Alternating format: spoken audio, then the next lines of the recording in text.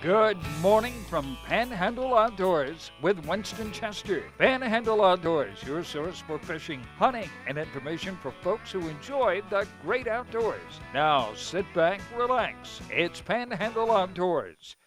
Good morning, folks. Welcome to Panhandle Outdoors. I'm Winston Chester. Glad to hear on this Friday morning. This edition of Panhandle Outdoors is brought to you by, this is our weather section, brought to you by Haney Technical Center at the corner of Baldwin Highway 77. We're glad to be here this morning. Got a big show lined up, and I hope you're getting ready for a big weekend in the outdoors. Our high today is going to be 76, and importantly, the low will be 61. It's going to be a great night for Friday night lights all throughout the Panhandle. I hope you're planning to go to some kind of ball game in your area, supporting your local school. And I went to that one last Friday night over there in Bluntstown. It was the Battle of the River, and it just packed stands. Liberty County just brought a whole bunch of folks over, packed their side, and then Bluntstown had a bunch of folks that packed their side, and both bands and all. And I just marvel at that. I just really enjoy it. So I hope you get a piece of the action tonight. Also, Mosley, my school, is going out to Arnold to play, and it's going to be a good ball game. I know the coaches and principals and all, out there, and it's going to be Friday Night Lights is important here in Florida Panhandle. I hope you get a chance to sort of keep up with it and support those young men and those girls and guys in the band and all. So here we go. Let's see, river readings. Now, the water temperature, let's get water temperature. I got it at 81, so it actually went back up a degree. You know what happened on that?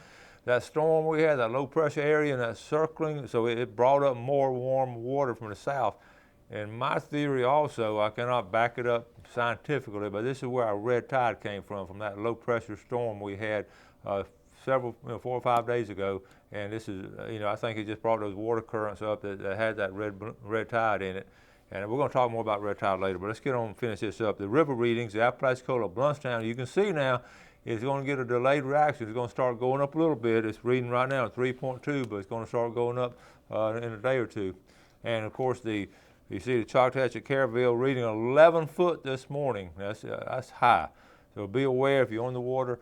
Be aware of the situation with logs out in the water and everything. It's going to start going down a little bit. Maybe tomorrow or Sunday afternoon start going down. But man, it really shot up fast. So that's why I like to put these river readings on here every day and just keep y'all posted on them, because you anticipate those changes.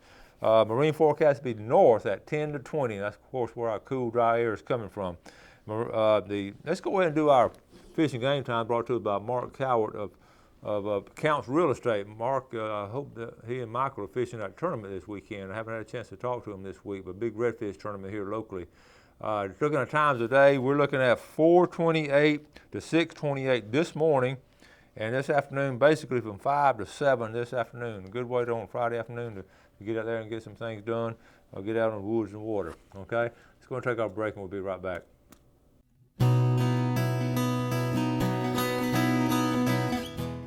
All right, welcome back. Let's jump on some pictures. We got a lot of stuff to do today. Got a big show lined up, and let's go and get started on these pictures here. Take a look at this. This is our big Florida Pro Redfish Series. These are the big dogs coming into town now. These guys can fish, and it's going to be, as far as I know, at the St. Andrews Marina, the weigh-in, or either the Panama City Marina. I really don't know which one to tell you, so we're going to show you a picture where they're working on it. Again, I want to say welcome to Watson Landing Marina. I'm going to talk about them shortly. Watson Landing Marina is going to be one of our new sponsors. Now, I just want to throw this back up. I've showed this to you before, but we're talking about Spanish mackerel fishing, and that day that I took the kids out, that spring run we had 2 years ago, we caught 169 Spanish mackerel, and the ones on the far left, we caught about 101 with that color there. Okay, you see the silver body and the orange and reddish head. And then the second place and a close second was a gold, and the third place was a yellowhead with silver, and last place was a white color. And I felt good. I asked my students, I put this on the board the other day, showed them this slide, and I said, and why do you think this color over here caught more than this color over here? And boy, every class nailed it. They said, well, it's flashy. That's why they said it's flashy, and that's exactly right. That silver and gold sort of flashes are just an exact replica of a bait fish going in the water. So I did fish some of the white ones, we just didn't have any luck. So anyway, good to see that. All right, next picture. We're going to talk about it 2 or 3 times during the show, but let's just take a look at the red tide map that's been put out by the state of Florida, FWC. Now, all those green dots, this is where they check them. That means, but you see all the green dots along the coast? They're not present there, okay?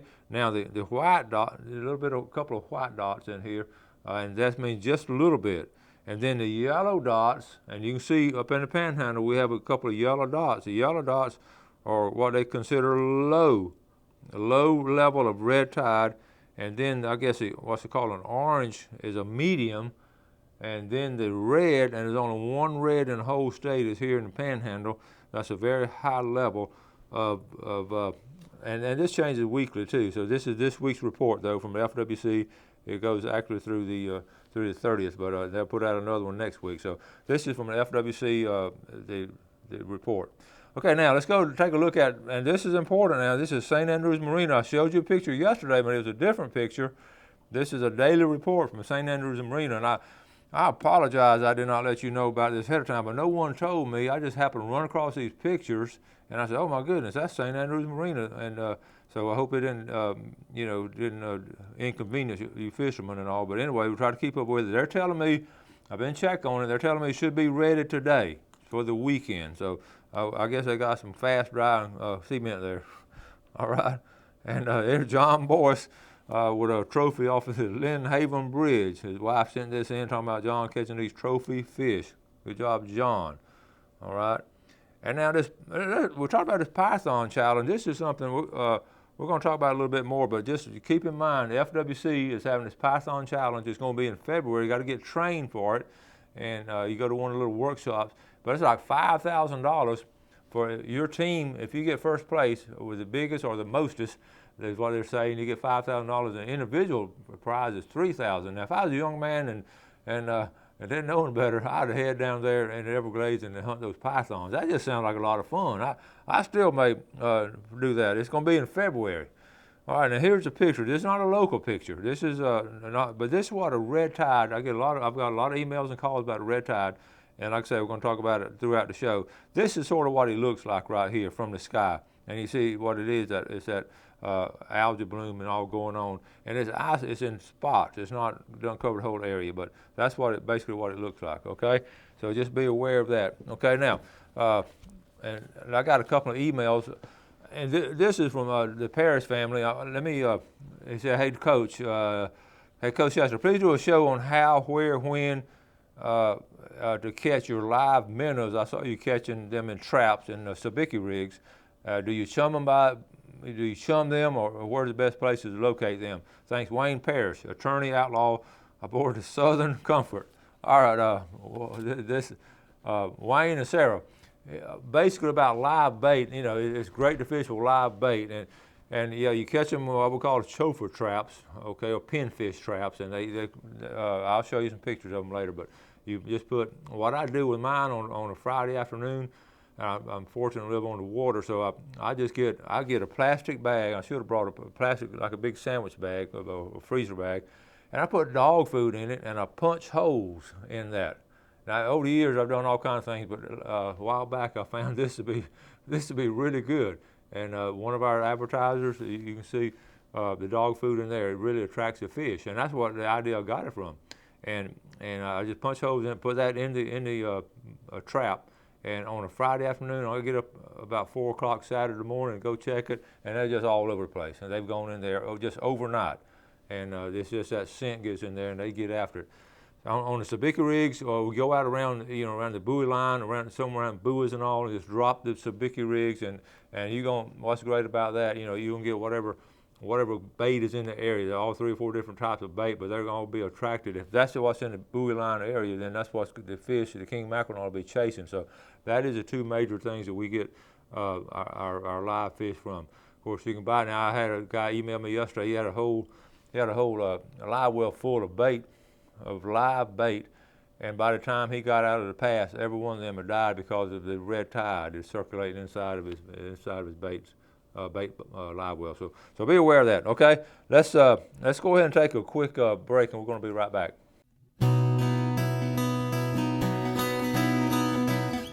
Hi, welcome back. Glad you're with us Friday morning. I sit here thinking that we all get sort of been out of shape about the red tide, but bottom line, there's nothing we can do about it. It happens. It's a natural occurrence. It's been happening since creation, as far as scientists say. It's always been out there. It's not pollution or anything. It's just an algae bloom.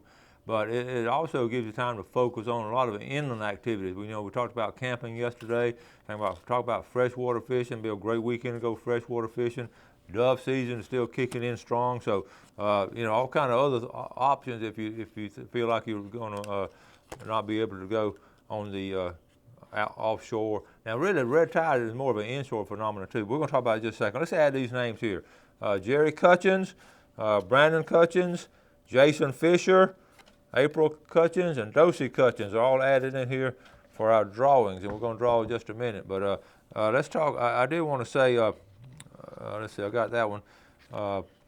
The Cutchins email, they said, "Hey, Coach, we watch your show all the time." Let me see. And we appreciate it. Here's right here. It said, "Hey, we love your show. The whole family watches it all the time. Please add us to your drawing." Thank you so much for that. The Owner Finance Land, ownerfinanceland.com. We talked about that's important now. This is at the property of Highway 77 off the Vernon Cutoff. Beautiful sand hill property on the lake up there. And what I've got a website. He's got a new website. It's www.ownerfinancefloridaland.com. They will get you the information on what's for sale, and it's going to go on sale Wednesday, October 7th. Bidding will be available online. Now, this is important. If you got someone to get you online and bid on some of this property online, or you can bid by phone, or you can bid in person in Tallahassee. And it's really some great deals, and that property, they don't make property like that anymore. So be aware of that. That's our sponsor, ownerfinancefloridaland.com. Go online and check them out. That's some really good property up there. Now, we were also talking about, we want you to be aware of the contest to be drawing to a close now in November, but we'll still be giving away the seafood every Friday. The red tide, I had a lot of people asking about red tide. Let me sort of wrap up. I've mentioned it several times this morning. Like I say, it's a natural algae bloom. An important thing to remember too, it doesn't cover everything. It's in isolated areas. Now at times they have a massive one that comes in, but this is one so far, all the information I can gather from the people who know, this is in isolated areas. Now, and it's really severe, and it starts in one area south of us. And right now though, they're calling it a low level. So people out, one of the first things people ask me, are the fish safe to eat? Now, I'm going to tell you what the biologist said, because I researched this last night, because I've heard of conflicting reports, and I read a lot of research on it last night, from the Texas biologist to the Florida biologist, because it's all along the Gulf Coast. It's just not here. And we really have a lot more of it down around Tampa than we do. We haven't had one here in 3 or 4 years. The fish technically are safe to eat because they say that the toxins do not get into the flesh of the fish. Now, with that being said, Winston Chester, personally, I'm not going to eat a fish that's washed up on shore. Now, I understood the other day there were people down there at the city marina, they were dipping red snapper up a dip nest off the top of the water, still breathing. Technically, they're okay, but I'm not going to eat a fish that's dying. I feel very strong about it. Probably one of my younger days, I'd have been jumping out there and throwing them in a boat. But I'm a little bit older and wiser now. It's just like I was telling my class yesterday, I was eating an apple right before the bell rang, and I just stopped and told my class, I said, one of the young men, I'd pick up this apple and just chomp down on it. But now I pick up this apple and I peel the peelings off of it, simply because of the insecticides I've learned over the years. I know what chemicals can do, and we just have a huge cancer problem in America and in the world, really, but really in America.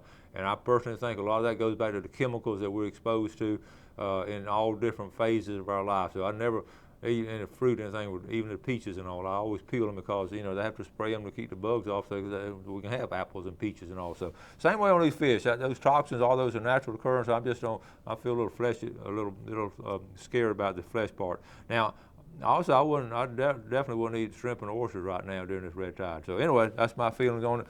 What else can shellfish? And remember, it's isolated. Other notes, and basically, it's an algae that blooms, and it just takes the oxygen out of the water. And the smell of it, a lot of times, people eyes of water and all that. But it's nothing It's not fatal to humans or anything, but it's just very, very inconvenient. It smells bad with the fish and all, looks bad, but just be aware of that, okay? I was going to do some tackle tips. In fact, I brought my old tackle box. I just threw some stuff in it. Because I wanted on the fishing report, I wanted to really concentrate on Spanish mackerel off the piers, and they were catching them. And I just brought some. I showed you the picture a while ago. These gotcha plugs, Tsunami makes them, and you can just see the different colors. That's the yellow and silver. And this is the one I said won't catch as many, but they did something smart on this. It's a white body, and then on the underneath the belly, it's got reflective silver. So that should be a good one there. And also I like the single hook. That's a treble hook, and these are different sizes. And this color here, we didn't catch as many, but that's just an attractive color. This gotcha plug and this color here, green head, and then the yellow body like that. So all these are important to catch.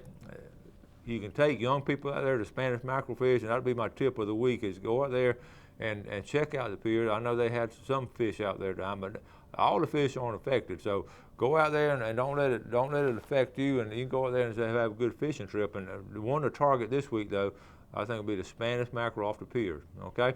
Now, so that's our tackle tip for today, using these gotcha plugs, and take a variety of them out there and just keep casting, and you can see the schools out there. Just keep casting into them, and then adjust your speed, adjust your location. And I never sit in one spot and just keep on casting. I'm gonna move around, whether I'm in a boat moving around for redfish, or if I'm trying to catch Spanish off the pier, just move around. Or if I'm trying to catch a brim on the Oak-Lockney, okay?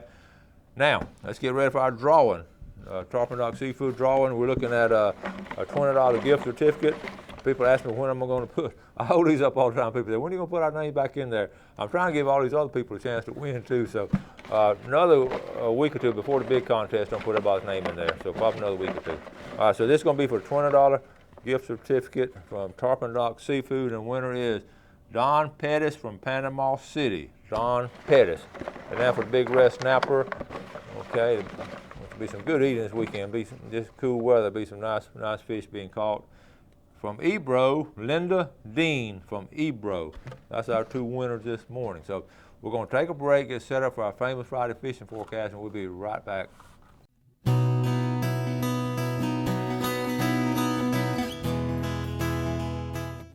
All right, welcome back, and welcome to Famous Friday Fishing Forecast, brought to us by Tarpon Dock Seafood. And we do this with mixed emotions, but I want to tell you something. Don't be discouraged about your fishing. There's still going to be some good fishing this weekend. First of all, let's talk about going offshore. Usually the algae bloom is like a coastal phenomenon.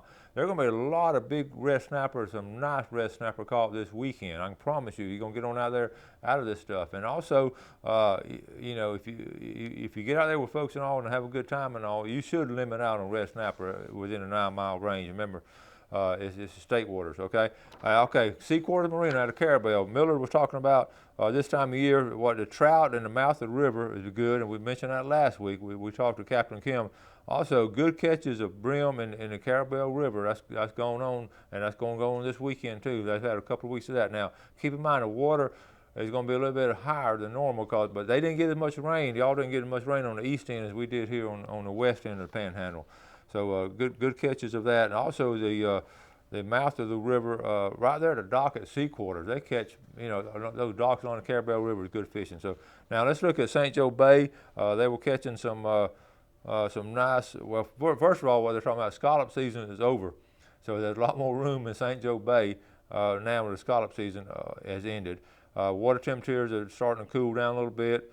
Surf fishing, there were mainly still ladyfish and catfish, but it's winding down. I talked to Scott Krause at Blue Water. They were starting to catch some whiting. So there'll be spots now we might have a little bit of fish kills and all, but just move around, and the surf fishing is still going to be good down in that area. Last Friday morning, they said they've caught a few pompano.